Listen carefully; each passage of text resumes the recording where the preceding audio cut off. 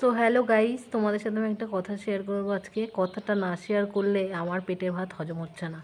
আমার না খুব রাগ হচ্ছে, মানে আমি কি বলবো, লাস্টে ভাবছি এটা নিয়ে একটা ভিডিওই করি।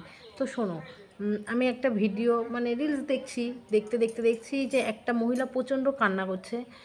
এবং কিছু মানুষ তো আছেই, কিছু মানে লিখে পোস্ট করে না একটু ভিউজের জন্য, মানুষ যাতে কী হয়েছে শোনে, সেই জন্য অনেকে আছে ভিউজে, মানে যতই কষ্ট হোক যাই হোক, অনেকে আছে ভিডিও করে ছেড়ে দেয়, কী হয়েছে সেটা লিখে ছাড়ে না। যাই হোক হলো, তার মাঝখানে কিছু পাবলিক আছে, ছ্যাঁচড়া পাবলিক, তারা কমেন্টে মানে অনেকেই কমেন্ট করছে আমাদের মতো মানুষ যে কী হয়েছে, মানে যে ভিডিওটা করেছে সে যদি জানে কী হয়েছে হয়তো মানে আমাদের বললে আমরা একটু শুনবো, বা শুনে ভালো লাগবে কি খারাপ লাগবে সেটা পরের ব্যাপার। যে ভালো কাজে কাঁদছে না খারাপ কাজে কাঁদছে, কী হয়েছে কিছুই তো বোঝা যাচ্ছে না, আনন্দে কাঁদছে না দুঃখে কাঁদছে, বোঝাই যাচ্ছে দুঃখেই কাঁদছে।